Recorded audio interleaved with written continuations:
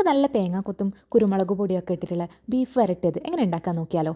ഞാനിന്നിവിടെ 1/2 kg ബീഫാണ് എടുത്തിട്ടുള്ളത്. അപ്പോൾ ഈ ഒരു 1/2 kg ബീഫ് നന്നായി കഴുകി വൃത്തിയാക്കി ഒരു കുക്കറിലേക്ക് ഇട്ട് അതിൽ നമുക്ക് പൊടികൾ ആഡ് ചെയ്യാം. അതിൽ മെയിനായിട്ട് നമുക്ക് കുരുമുളക് പൊടിയാണ് ആവശ്യം.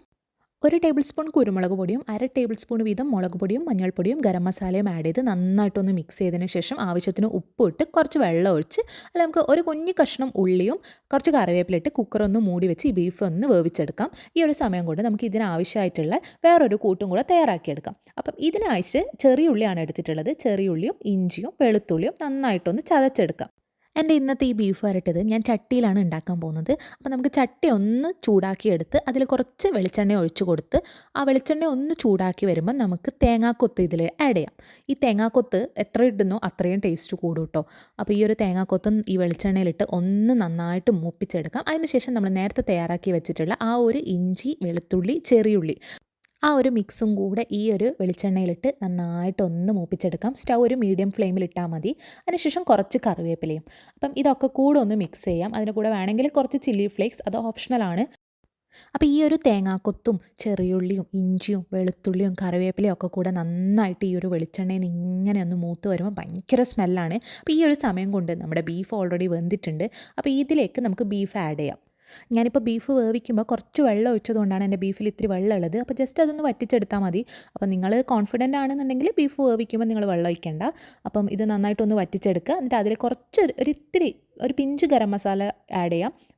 ഇനി അത് വേണ്ടാന്നുണ്ടെങ്കിൽ അത് ഒഴിവാക്കാം. പിന്നെ ഞാൻ പറയാൻ വിട്ടുപോയൊരു കാര്യം എന്താണെന്ന് വെച്ചാൽ ഇതിൽ വെളിച്ചെണ്ണ ചൂടാക്കിയപ്പോൾ നമുക്കതിൽ വേണമെങ്കിൽ കുറച്ച് പെരിഞ്ജീരകം, അതായത് ഫെനൽ സീഡ്സ് കൂടെ ആഡ് ചെയ്യാം. അപ്പം അത് കുറച്ച് ടേസ്റ്റ് ഒന്ന് എൻഹാൻസ് ചെയ്യും. അത് ഞാനിപ്പോൾ ആഡ് ചെയ്തിട്ടില്ല. അപ്പം നിങ്ങൾ ഉണ്ടെങ്കിൽ ആഡ് ചെയ്തോളൂ. എന്തായാലും ടേസ്റ്റ് കൂടുകയുള്ളൂ. പിന്നെ നമുക്കിതിൻ്റെ ഫൈനൽ സ്റ്റെപ്പായിട്ട് 2 പൊടികളും കൂടെ ആഡ് ചെയ്യണം. കുറച്ച് ഗരം മസാലയും കുറച്ച് കുരുമുളക് പൊടിയും. അതിൽ ഗരം മസാല ആഡ് ചെയ്തില്ലെങ്കിലും കുരുമുളക് എന്തായാലും ലാസ്റ്റ് ഇടണം. കാരണം കുരുമുളകിൻ്റെ ആ ഒരു സ്മെല്ലും ആ ഒരു ടേസ്റ്റും അപ്പോഴേ നമുക്ക് ബീഫ് കഴിക്കുമ്പം ഒന്നും കൂടെ ഒന്ന് കിട്ടുള്ളൂ. ഇത് കുറച്ച് സമയം കൂടി ഒന്ന് വറ്റിച്ചെടുക്കാം. നന്നായിട്ട് ഡ്രൈ ആയിക്കോട്ടെ. അപ്പം ഇങ്ങനെ ഓരോ പീസും നമുക്കിങ്ങനെ കൈ കൊണ്ടെടുത്ത് കഴിക്കാൻ പറ്റും. നന്നായിട്ട് ഡ്രൈ ആയാൽ അത്രയും ടേസ്റ്റ് ഉണ്ടാവും. അപ്പോൾ വളരെ കുറഞ്ഞ സമയം കൊണ്ട് ഭയങ്കര ടേസ്റ്റി ആയിട്ടുള്ള ബീഫ് വരട്ടിയത് നമുക്ക് വീട്ടിൽ തന്നെ ഉണ്ടാക്കാം. ശരിക്കും ഇത് നമ്മൾ ഹോട്ടലിൽ നിന്നൊക്കെ കഴിക്കുന്ന അതേ ടേസ്റ്റിലാണ് നമുക്ക് കിട്ടുക.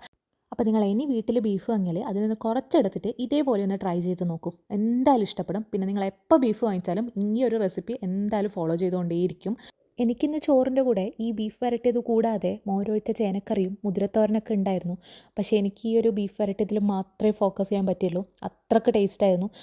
പിന്നെ ഈ ഒരു ബീഫ് ഉണ്ടാക്കിയ ചട്ടി, ഇതിലൊരു ഇത്തിരി ചോറും കൂടി ഇട്ട് തിന്നണം. ഓ, എക്സ്പ്ലെയിൻ ചെയ്യേണ്ട ആവശ്യമില്ലല്ലോ. ഇപ്പോഴും എൻ്റെ വായിൽ വെള്ളം വരിക. ഇതെൻ്റെ സെക്കൻഡ് ട്രിപ്പായിരുന്നു. ഞാനിങ്ങനെ തിന്നുകൊണ്ടേയിരുന്നു. അത്രയ്ക്ക് ടേസ്റ്റായിരുന്നു. അപ്പം എല്ലാവരും ട്രൈ ചെയ്ത് നോക്കണം. ഇഷ്ടപ്പെട്ടിട്ടുണ്ടെങ്കിൽ എന്തായാലും കമൻറ്റ് സെക്ഷനിൽ അറിയിക്കണം. അതേപോലെ നിങ്ങളുടെ ഫ്രണ്ട്സിനും ഫാമിലി മെമ്പേഴ്സിനും ഒക്കെ ആയിട്ട് ഷെയർ ചെയ്യണം. അപ്പോൾ അത്രേ ഉള്ളൂ. താങ്ക്